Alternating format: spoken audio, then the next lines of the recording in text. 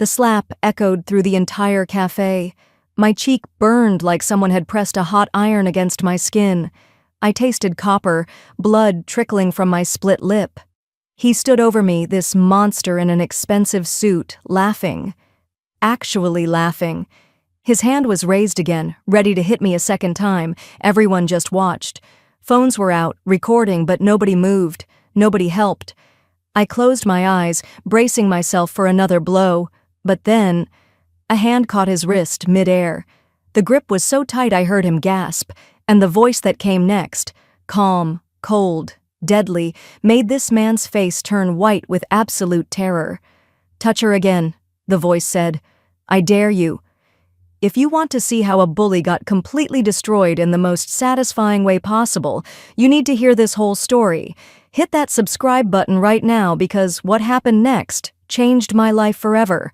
I'm Clara, and this is the day I learned that karma is real, and sometimes it has a very powerful older brother. Let me take you back to how this all started. It was supposed to be a good day, actually, a great day. I'm a children's librarian, and I'd been working on this literacy program for underprivileged kids for almost a year. The launch was just a week away, and I was meeting my best friend Autumn at our favorite spot, Moonbeam Café, to celebrate. This place was special to me. Every Friday morning, same table by the window, same vanilla latte. It was my little piece of peace in a world that had been pretty rough on me. You see, I lost my parents 5 years ago in a car accident. One rainy night, wrong place, wrong time, and they were gone. My older brother Nathan, he practically raised me after that. He put his own life on hold, made sure I finished college, made sure I was okay. But then his business took off, and he had to move to another city. We stayed close, talked every week, but I rarely saw him. He was always busy, always traveling, always in some important meeting. I learned to be independent, maybe too independent. I became the kind of person who blends into the background, who doesn't make waves, who apologizes even when things aren't my fault. That morning, I was wearing my mother's old silver necklace. It wasn't expensive, probably worth $20 at most, but it was the only thing I had left of her. I touched it whenever I felt nervous or alone, and it made me feel like she was still with me somehow. Autumn arrived first, waving at me from our usual table.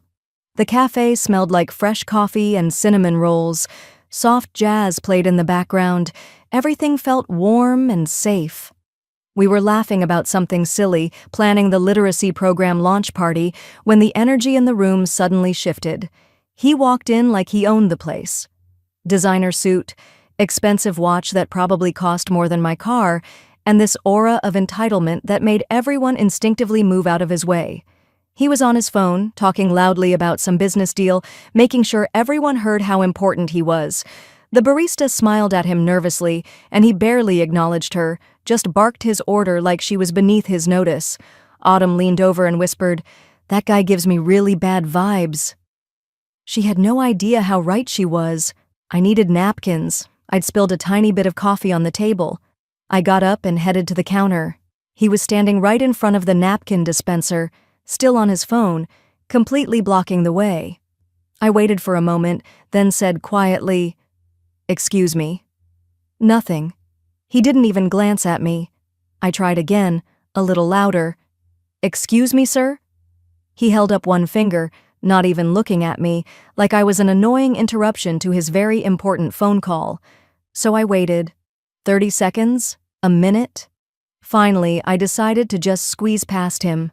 My bag brushed against his arm, just barely touched him, but it was enough to tilt his coffee cup slightly. A few drops, maybe 5 or 6, splashed onto his sleeve. He ended his phone call mid-sentence, turned to me with this look of pure rage that made my stomach drop. "Are you kidding me right now?" His voice was loud enough that conversations around us stopped. "Do you have any idea how much this suit costs?" My heart was racing. "I'm so sorry, I didn't mean to." "You didn't mean to?" He grabbed my arm, his fingers digging in so hard I knew there'd be bruises.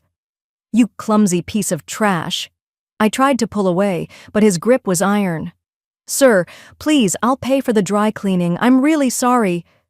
He shoved my arm away violently and I stumbled backward. That's when he really looked at me, took in my thrift store cardigan, my worn-out jeans, my old canvas bag with the broken zipper. His lip curled in disgust. "Look at this," he said, louder now, addressing the whole cafe like he was performing.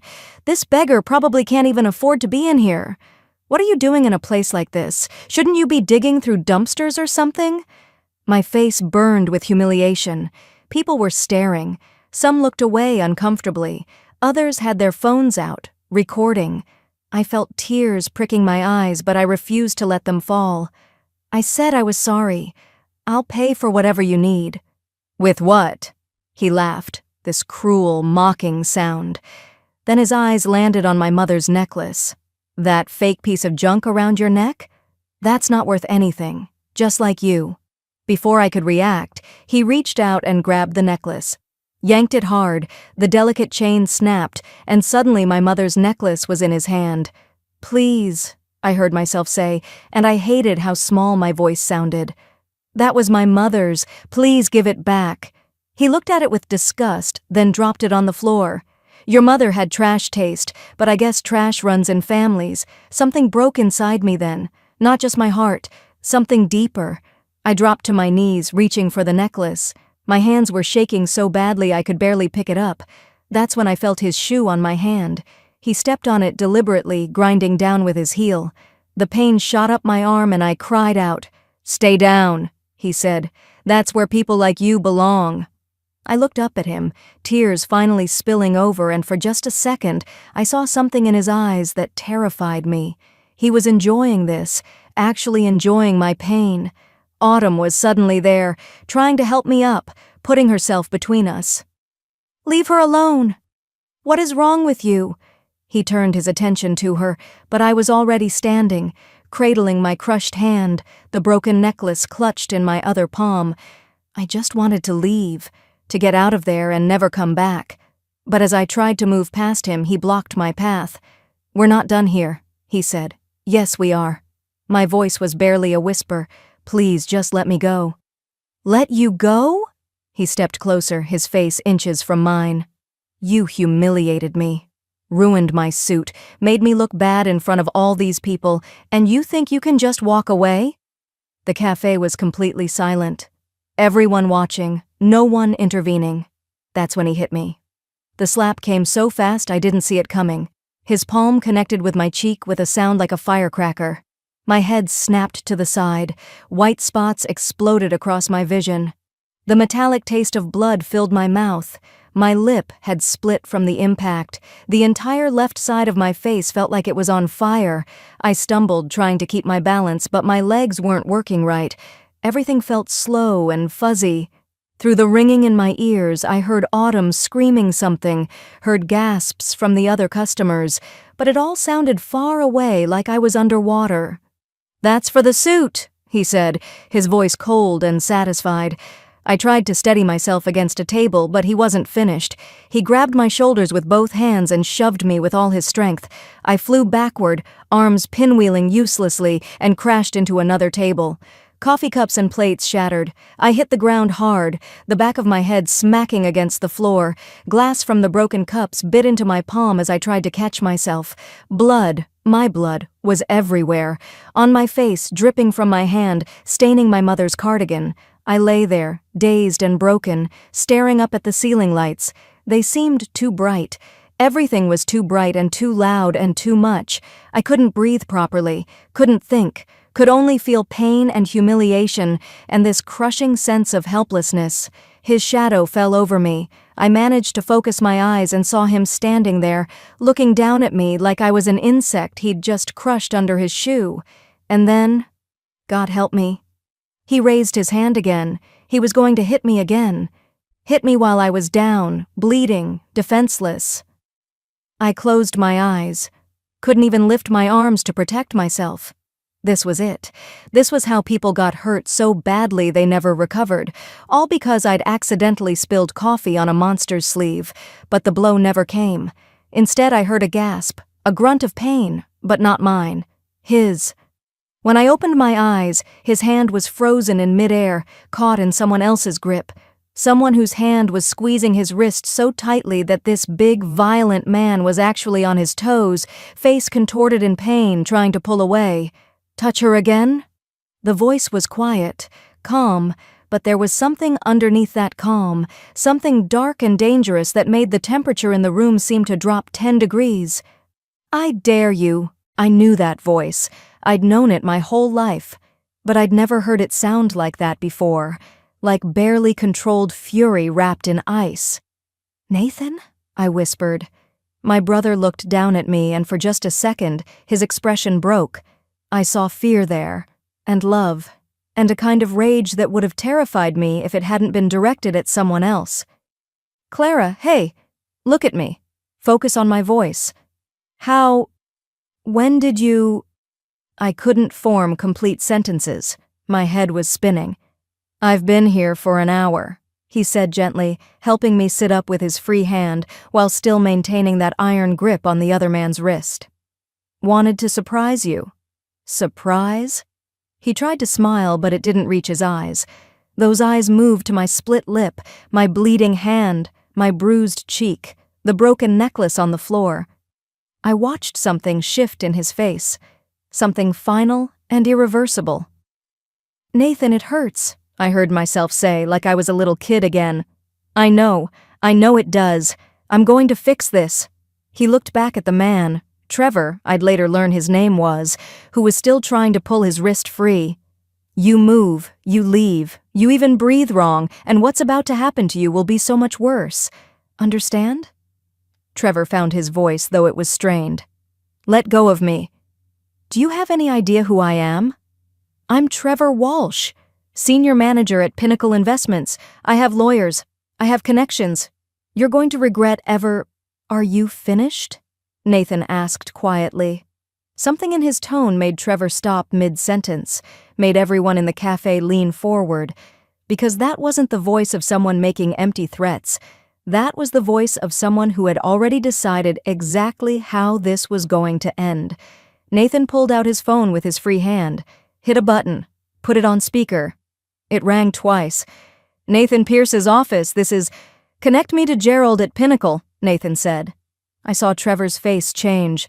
All the color drained from it in an instant. "Wait," he said. "Wait, did you say Nathan Pierce?" Around us, other people were reacting too. Whispers spreading like wildfire. "Nathan Pierce. The Nathan Pierce. Oh my God. That's Nathan Pierce." See, here's what I hadn't told anyone in the cafe, what Trevor didn't know. My brother wasn't just successful. He was Nathan Pierce, founder and CEO of Pierce Global Holdings. You've probably heard of it. Fortune 500 company worth billions. They own everything from tech startups to real estate to, yes, investment firms, including Pinnacle Investments. The phone clicked. "Nathan, good to hear from you. What can I—" "Gerald, you have a Trevor Walsh working in acquisitions." A pause. "Yes, senior manager. Why do you—" "He's terminated, effective immediately. Security should escort him out today, except he won't be going back to the office. He's going to jail." Trevor actually fell to his knees. No, please. I didn't know. I didn't know she was your sister. Please, Mr. Pierce, I'm sorry, I'm so sorry." Nathan's grip on his wrist didn't loosen. "You're not sorry you did it. You're sorry I saw it. There's a difference." "I have a family," Trevor babbled. "A mortgage, loans. Please, you can't do this." "I can't."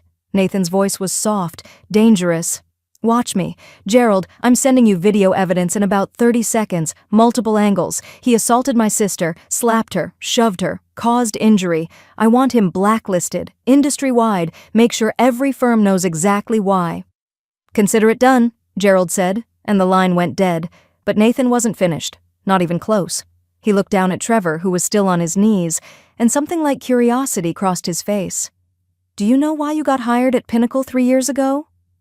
Trevor looked confused, desperate. "What?" My credentials. My experience." "No," Nathan said. "Your father came to me. Begged me. Said his son needed a chance, needed a fresh start after some misunderstandings at your previous job." He paused. I gave you that position as a favor. Your father worked with mine years ago. They were partners. I was as shocked as Trevor. I'd never known this, Nathan continued, his voice taking on an edge. And the woman you just called trash? The woman you hit? She's the daughter of the man who saved your father's life. The cafe was so quiet you could hear breathing. My father, Clara's and my father, kept your father from going bankrupt 20 years ago, Nathan explained, still in that terrifyingly calm voice. Gave him an interest-free loan when no bank would. Didn't ask for anything in return, just helped because that's what decent people do. He paused. When our parents died 5 years ago, your family never reached out, never sent a card, never checked if we needed anything. You forgot we even existed. Trevor's face had gone from white to gray. I didn't remember. No, you didn't. Because people like you only remember what's convenient. Nathan pulled out his phone again. I found out 6 months ago that you worked for one of my companies. Started pulling your file, complaints from staff, reports of bullying, harassment allegations that were settled quietly. I was planning to fire you anyway. You just accelerated the timeline. He made another call. This is Nathan Pierce. I need police at Moonbeam Café on 6th Street. Assault and battery. I'm the witness and I'm pressing charges. Multiple video recordings available. Then another call. Robert? It's Nathan. That building on Market Street, the Pinnacle Towers apartments? I need you to start eviction proceedings on Unit 2408, today. He looked at Trevor. That's your apartment, right? I own the building. You're out. Another call. Jennifer, pull Trevor Walsh's accounts. Freeze everything pending investigation into company fund misappropriation. He glanced at the broken coffee cups. He owes this cafe for damages, too. Trevor was openly crying now. You can't do this. You can't take everything. I'm not taking anything, Nathan said coldly. You threw it all away the moment you decided to hit my sister. Every action has consequences. You're just finally meeting yours. The police arrived within minutes. Nathan had videos from 5 different phones. Everyone in the cafe had been recording. The evidence was overwhelming. Trevor was arrested, handcuffed, read his rights. He kept crying, apologizing, begging. Nathan didn't even look at him. Instead, my brother knelt beside me, gentle hands examining my injuries. We need to get you to a hospital. Possible concussion. Your hand needs x-rays. The necklace, I said, suddenly panicking. Mom's necklace. I have it. He showed me. He'd picked it up, every piece. I'll get it fixed. I promise. Autumn had called an ambulance. As the paramedics checked me over, I watched Trevor being loaded into a police car. His perfect suit was rumpled. His expensive watch caught the light, and all I could think was how he'd looked at me an hour ago, like I was nothing, less than nothing. Nathan squeezed my good hand. You okay? I wasn't. My face throbbed. My hand was definitely broken. My head felt like someone was hitting it with a hammer from the inside, but I nodded anyway. Don't lie to me, he said softly. So I told him the truth. I've never been so scared in my life. I know. I'm sorry I didn't step in sooner. I wanted to see if anyone else would, if he'd stop on his own. His jaw clenched. I should have moved faster. You saved me, I whispered. You shouldn't have needed saving. Not from someone like him. The videos went viral within hours, millions of views. News outlets picked it up. Billionaire protects sister from violent bully. The court of public opinion was swift and brutal. Trevor's name became synonymous with entitled cruelty. His wife left him, actually called Nathan's office to say thank you for showing her who she'd married. His parents released a public statement disowning him. His friends vanished overnight, but Nathan wasn't satisfied with social destruction. Over the next week, more victims came forward. 3 women from Trevor's office filed harassment lawsuits. 2 former colleagues reported physical intimidation. A pattern emerged of a man who'd spent years hurting people weaker than him, protected by fear and silence, until he wasn't protected anymore. The criminal trial was scheduled. Civil suits piled up. Trevor faced years in prison and financial ruin. Everything he'd built, every connection he'd bragged about, every door that had been opened to him, gone. Slammed shut. Locked forever. 1 week after the incident, I was back at Moonbeam Café. My hand was in a cast. The bruise on my face had faded to yellow-green. I was still jumpy, still flinched when men walked too close. But I was here, reclaiming my safe space. Nathan was with me. He'd been staying in town, refusing to leave until I told him I was okay.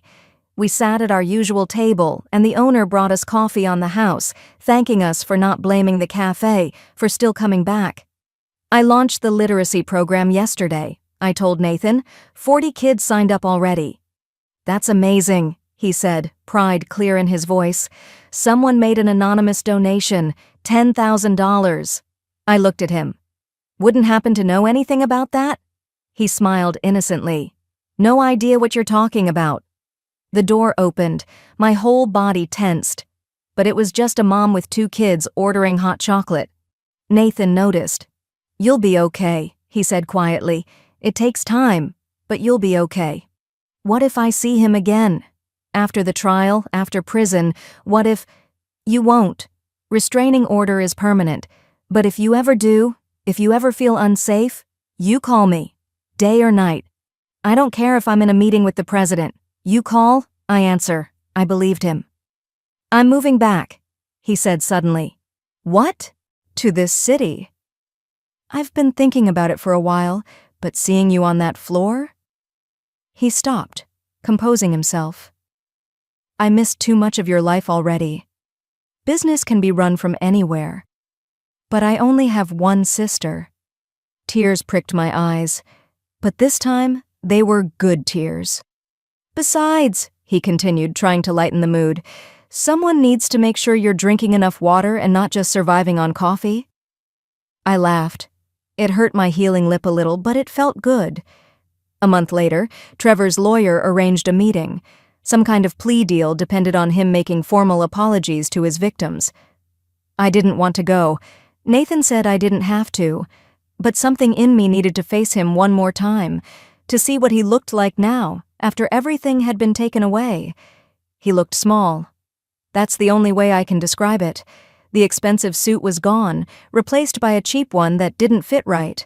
His hair was thinner, stress, probably. He couldn't meet my eyes. I'm sorry, he said, and it sounded rehearsed, practiced. I was wrong. I hurt you. I take full responsibility. Nathan sat beside me, silent but present. Do you even remember what you said to me? I asked quietly. About my mother's necklace? Trevor flinched. Yes. Do you remember stepping on my hand? Yes. Hitting me while I was down? Yes. His voice cracked. Good, I said. I want you to remember. Every day in prison, I want you to remember that moment when you decided to hurt someone weaker than you, just because you could. And I want you to remember what it cost you. His lawyer cleared his throat. Miss Clara, my client is deeply remorseful. No, he's not, Nathan interrupted. He's sorry he got caught. Sorry his life fell apart. That's not the same as being sorry for what he did. We left shortly after. The criminal charges stuck. Trevor got 3 years, ended up serving 18 months, lost everything that mattered, became a cautionary tale. The man who had it all and threw it away in a moment of cruelty. It's been a year now since that day in the cafe. I still go there every Friday, still order the same vanilla latte.